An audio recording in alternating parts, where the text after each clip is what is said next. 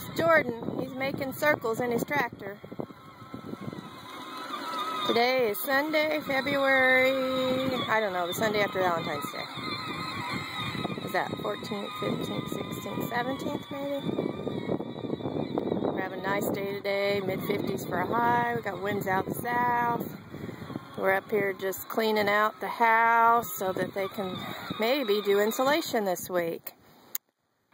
And we brought the tractors up because Runway's pretty dry. Thought we'd have some tractor races. Kimball's got his tractor up by the house already. There's the house, what it's looking like these days. Still no exterior siding, but that's coming soon. So, we're just watching Jordan going around in a circle. He's got circles down.